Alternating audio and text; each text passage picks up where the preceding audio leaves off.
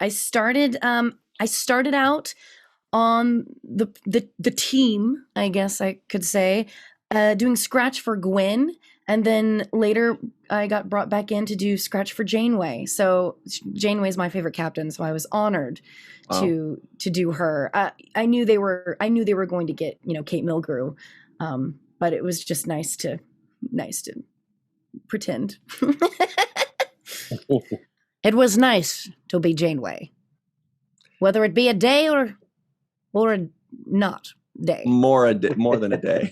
A day or a week yeah, exactly. So for everybody at home that doesn't know what scratch vocals are, can you explain them? Because you've got quite the extensive voiceover background. Sure. So Scratch, when the animation process takes such a long time, I don't think people realize the amount of work and the steps that have to go into creating something that's fully animated. And this show, if you've seen it, is so elaborate. The animation is just incredibly beautiful. Yes. So they've been working on this for about 2 years now.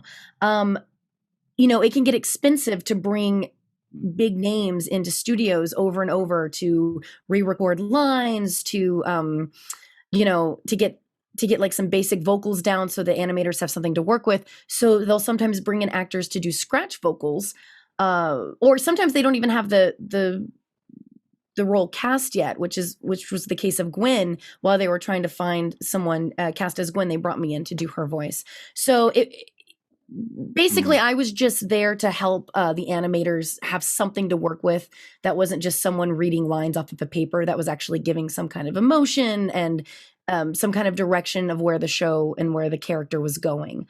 And had a blast doing it. So it was amazing to be a part of that creative process and to kind of bring some of the characters to life before they got fully developed. Mm-hmm. Mm-hmm. Well, Sirach, this is the main question here, and I think, Bonnie, you've already hinted you're a pretty big Star Trek fan before this happened. Is that right? Just a little bit. Just a little bit. Oh man, I was actually a part of the Star Trek Experience in Las Vegas. What? I was one of the actors. Yeah, really? I was one of the actors in the Star Trek Experience back in 2007, 2008. Yeah. So that was fun. Do? I was, it was a rotating cast. So I played a lot of the different roles. I remember one of them was named Ensign Thomas. I had to play the ensign type parts because I look young. And you can imagine, 13 years ago, I looked even younger. So, I was mostly just an ensign for most of the run. Wow. Unless, giving me a couple extra pips, people would be like, yeah, right. She can't get up the system that quickly. It's like, that's when you know that there's no one else to promote. When I get the pips, you're like, ooh. But no, it was so much fun, and it was such an amazing experience. I didn't know much about Star Trek before I got that job. And that solidified my love for it because I had to watch Star Trek for research because a lot of it was improv, to where I had to make sure that if people started asking me questions, I didn't break the prime directive, because man, and when you talk to Trekkies, they know am I allowed to curse on here? I was going to wait for you. They know their poop. Oh yeah. Okay. Well, they know their defecation. Yeah. So when they started asking questions of me and improvising with me, I went, oh dear, I gotta start watching. So I like devoured Next Gen, jumped in straight into Voyager, DS9, and honestly, my love for Trek has grown. In later years, when I moved to California, I started doing rewatching of all of the series and realized, man, I am a Trekkie. And then it's all downhill from there. Yeah, it's been amazing. And thank you. And I do a lot of Star Trek TTRPG shows as well on Twitch. So for those of you who don't know those letters, it means tabletop role-playing games. So it's basically like Dungeons and Dragons in space with Star Trek. Wow. So yeah. So I've gotten to create a few characters for that, and it's like living in the Star Trek universe. Sirach, while rolling dice. How is your half elf ranger doing, by the way, Sirach? My half elf what? Oh, I got so excited thinking that he actually played. I'm sorry. I mean, you're a half orc druid. Your Fine. confused stare. I don't know the right answer to that. Yeah, I know. So I'm going to assume that you don't play D&D, and that's okay. Yeah, no, I don't play D&D, but I do think that you have a fantastic and lovely voice. Thank you. It's so colorful. It's so colorful. It's so rich. Your voice, I think I can just listen to you talk all the day. It's like, man, it's combined with your humor. Throw me some books, audio, greatness. Audio books. Let's go. I'll just read you to sleep. Three Little Pigs. Here we go. I don't know what books you have. But no, I love doing voiceovers. It's such a weird career path that I kind of fell into by accident, and I'm so grateful for it. And I love doing characters, wacky little kids, old ladies. It's fun because, and you guys get it. When you live in Hollywood, it's really all about, how you look and, different things like that. So if you're not the typical Hollywood look, it's hard to get cast in things. Mm-hmm. But with voiceover, I can show up in pajamas with a giant knot of bun in my hair. Bun hair? You know what I mean? Just a mess. And they don't care. They don't care what I look like. I won't do that. That's so unprofessional. I do that. I show up in pajamas. Of course. But, why not? Yeah. Yeah.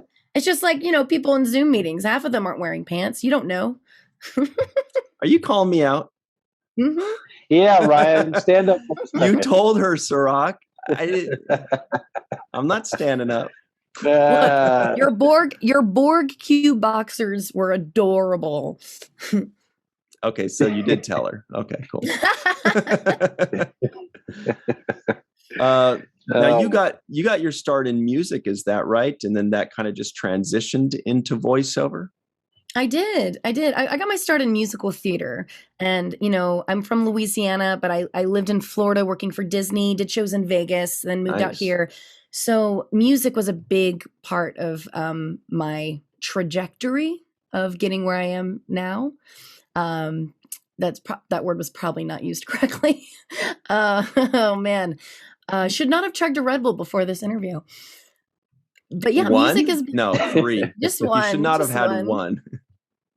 But music's been amazing, and with voiceover, music helps so much with learning how to breathe correctly and use your voice correctly. A lot of the voiceovers I do are video game type voices where I'm doing a lot of screaming and fighting and just randomly dying on a Tuesday. So you need to be able to use your voice in a healthy way without ripping your vocal cords. And music, knowing how to utilize like my diaphragm and breathe properly really helps.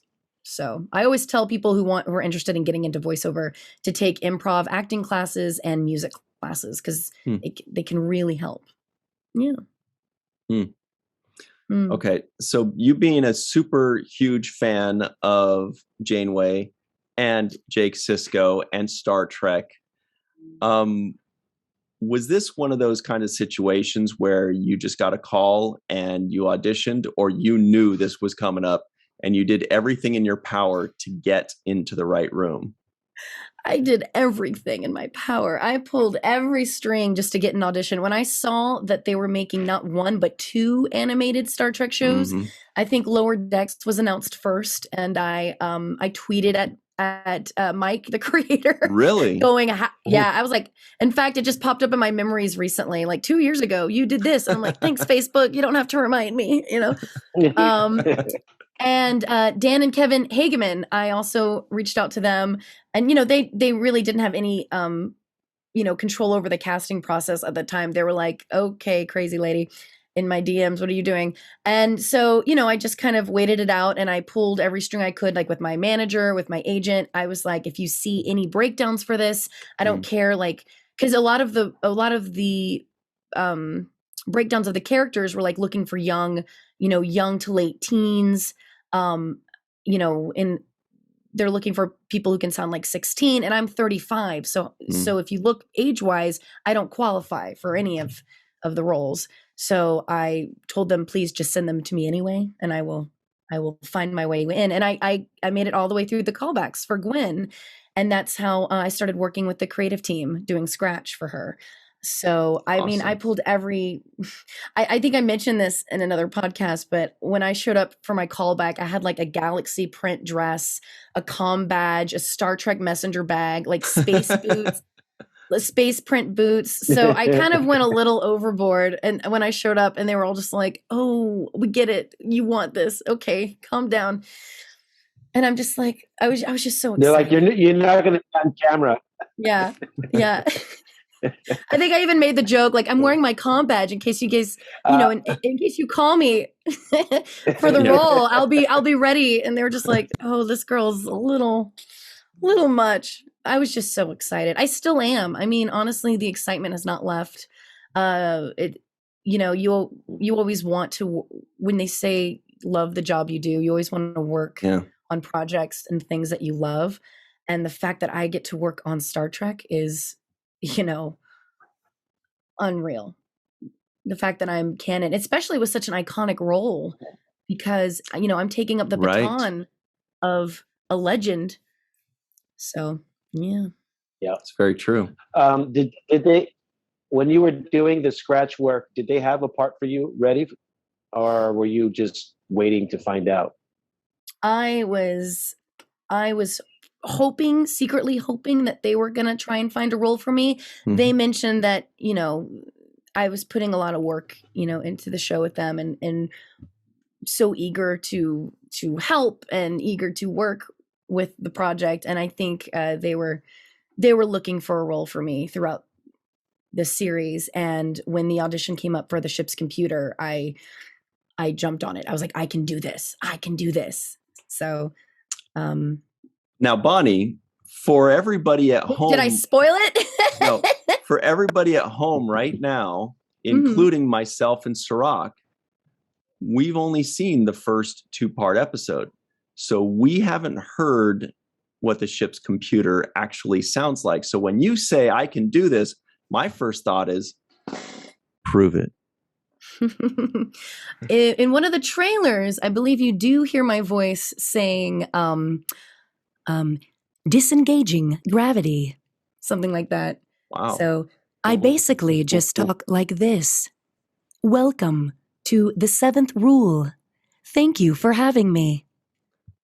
Okay, Sirach, we recorded that, right? Yeah, I hope so. That's our intro from now on. All right.